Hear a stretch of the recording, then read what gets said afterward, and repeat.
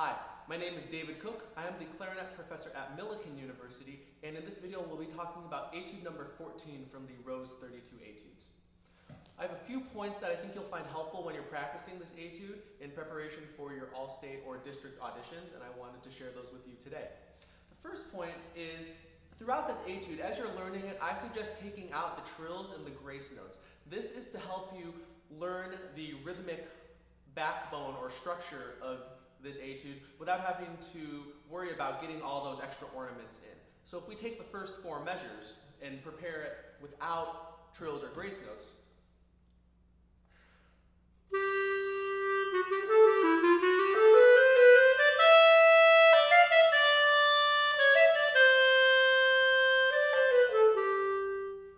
we get a very stable sense of how each measure is supposed to go. And then when we put the trills and the grace notes back in, they shouldn't alter that rhythm that we already worked on. Another point that's really helpful when you're learning this is to practice different parts all slurred for evenness and then gradually add the articulation back in. A lot of times when the tongue and the fingers aren't coordinated, we assume it's the tongue's fault, but really it's the fingers that are not even. So if we take the last line of this etude as an example,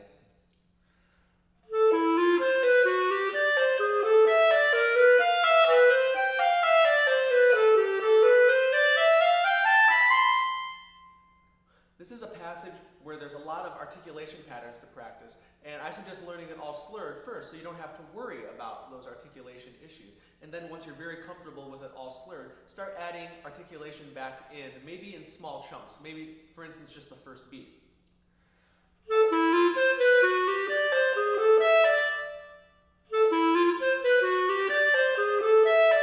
And then you can add the articulation in for maybe each beat or each measure as you keep going. That'll help you learn these measures with good air support, which is really the key to our articulation. In measure 20 of this etude, there's a few fingering choices we have to make. And I suggest using the chromatic F-sharp, which if you aren't familiar with that, is just like top line F natural, but you add the sliver key or the banana key in front with your ring finger of the right hand. And I suggest using that for the first F sharp.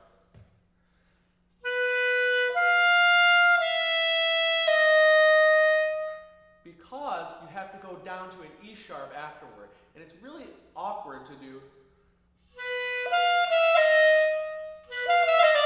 especially at this tempo.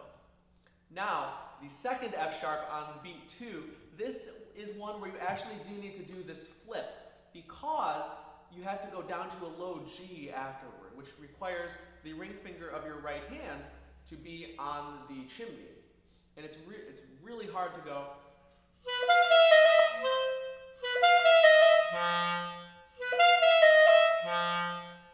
If you're trying to do this sort of slide. So this is where I actually do suggest a flip. And I would practice that beat very slowly.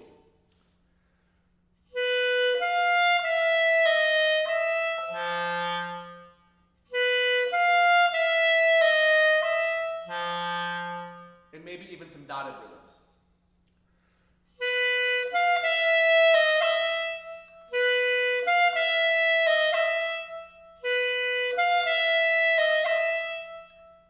To help coordinate that finger pattern of chromatic F sharp, E sharp, second finger F sharp. You can use this F sharp in measure 42 as well at the top of that B minor scale. Because again, you're coming to an E sharp directly afterward. And then I would go back to chromatic F sharp as the last note of beat 2 because you're going up to a G.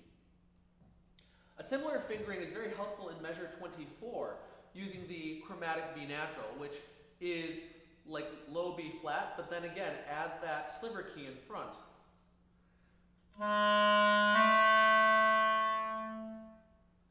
This is essential because you're going to an A sharp afterward, and you want to avoid that flip, if at all possible, and in this measure we can't avoid that.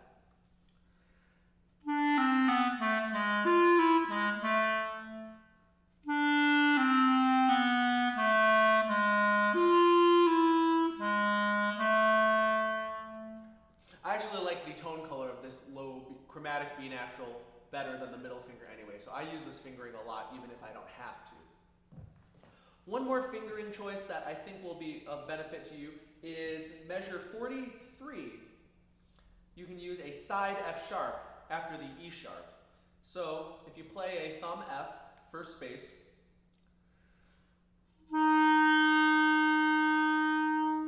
and add the bottom two side keys, you'll get a chromatic F sharp. This is great if you ever have to go back and forth between F and F sharp, or if you're playing a chromatic scale.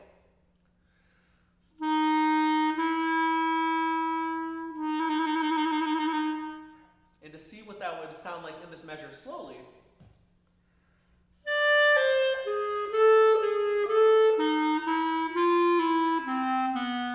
and then you go back to first finger F sharp on beat 3.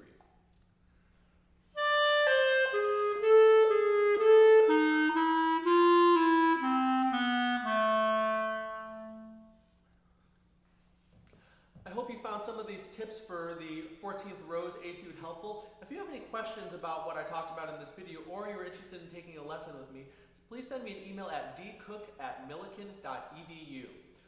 I hope you found this, again, helpful for your practicing. Good luck with your All-State auditions, and happy practicing.